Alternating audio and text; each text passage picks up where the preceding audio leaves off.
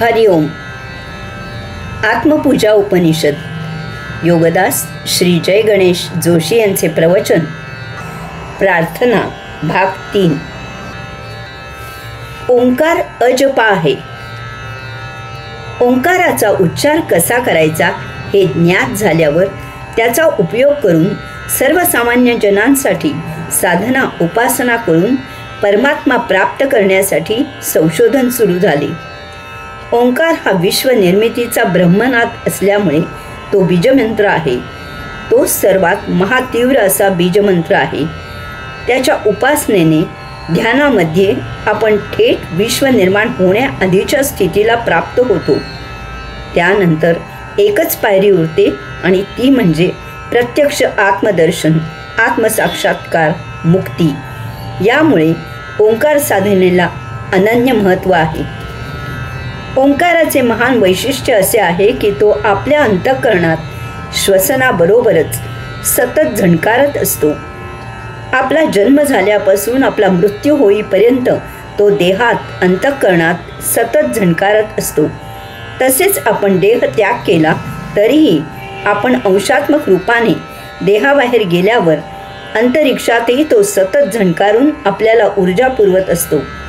त्यामुळे आपण अंतराळात विदेही राहू शकतो आणि पुन्हा जन्म घेऊ शकतो. ओंकार उपासना करून ध्यान लागण्यासाठी आपण ओंकारमय होणे आवश्यक आहे. त्यासाठी आपल्याला ओंकार अवस्था प्राप्त झाली पाहिजे. त्यासाठी आपल्याला एकाग्रता, एकचित्तता, एकांतता प्राप्त होणे फार महत्त्वाचे आहे. हा एकांतपणा येण्यासाठी आपल्या मनापासून इतर सर्व व्यवधाने लोप पावण्यासाठी ओंकाराचा जप वैखरी वाणीने म्हणजे ओंकाराचा उच्चार मोठ्यांदा करावा. या योगे आपण बाह्य विश्वापासून दूर होतो. त्यानंतर ओंकार जप न बोलता मनातल्या मनात मध्यमा वाणीने करावा. या योगे आपण मनापासून अंतस्विश्वापासून दूर होतो. त्यानंतर अशा प्रकारे वैखरी वाणीने मोठ्यांदा आणि मध्यमा वाणीने मनातल्या मनात आपण केलेला ओंकार जप मौन, शांत, स्थित राहून आपला आपणच पश्चंती वाणीने ऐकायची सवय करावी. आता आपण स्वतः जप करायचा नाही तर उपासना करताना आपणच केलेला जप ऐकायचा आहे. उदाहरणार्थ आपल्याला आपल्या मित्राने सांगितलेली एखादी गोष्ट सहजच आपल्याला आठवते. ती गोष्ट आपण मोठ्यांना म्हटलेली नसते किंवा ती गोष्ट आपण मनातही घोकलेली नसते तरीही आपल्याला ती आठवते. तसेच येथेही झाले पाहिजे. अशा प्रकारे उपासना करत असावी. एका सुदिनी सुवेळी पश्चंती वाणी आपोआप थांबते आणि आपल्याला स्वतःच्या ओंकाराऐवजी आपल्या अंतःकरणातील तो दिव्य ध्वनी ऐकायला येतो. ही परावाणी आहे. येथे आपण जप करत नाही तर आपण अजपा होतो.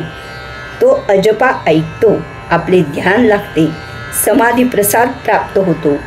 यथाकाळी ते दिव्य दर्शन होते. आपण साक्षात्कारित होतो, मुक्त होतो. आत्मपूजा.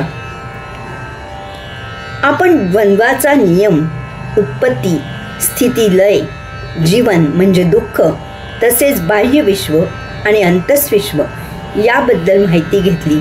हे जाणून त्या योगे स्वबोध करून घ्यावा, आत्मबोध करून घ्यावा हे पाहिले. त्यानंतर आपण उमज, ज्ञान, अज्ञान, विज्ञान, तत्त्वज्ञान, गुह्यज्ञान इत्यादीची वैशिष्ट्ये पाहिली. या जाणीवेमधून आपण आपले अत्यंत दुर्लभ असे जीवन सार्थकी लावण्यासाठी स्वबोध करून घ्यावा, आत्मबोध करून घ्यावा हे पाहिले. येथे प्रार्थना यामध्ये आपण ओंकाराबद्दल फार उपयुक्त अशी मूलभूत माहिती करून घेतली.